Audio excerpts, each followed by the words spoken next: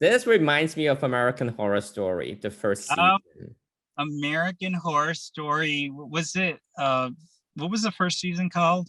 The I how I house don't I think it's the house or something. It's basically I remember in the promo there's a latex man. murder murder house.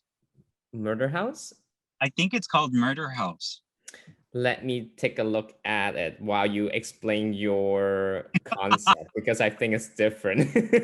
I think it's called Murder House. I don't know why that rings a bell, but this piece is far older than the other piece, the previous piece. And this piece is inspired not by American Horror Story, but by the I was watching the Oscars.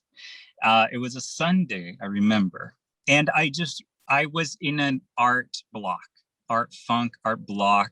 I didn't know what to draw. And when, you are in those types of situations, you just start doodling Yep. and doodling. Yep. And so I started to also get inspiration by Miss Fame. Miss Mhm. Fame Miss Fame is a famous drag star. I Yep. believe she does a lot of collaborations with Victor and Rolf Yep. with the what is it, Flower Bomb, I The think, flower for the bomb. phrase. Yes. And so I was inspired by makeup. Mhm.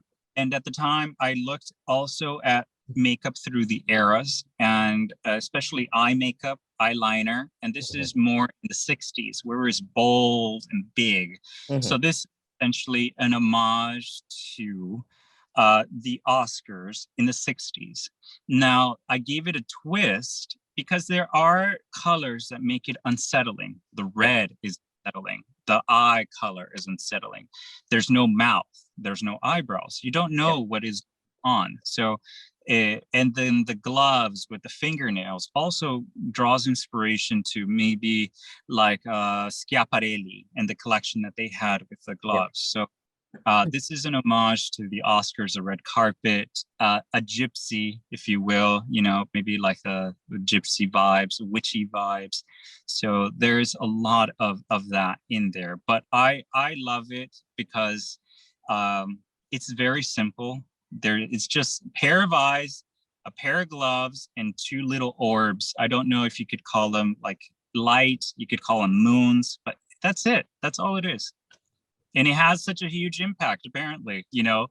If you stare at it for so long, I think you should go mad, or maybe it'll tell your fortune or something.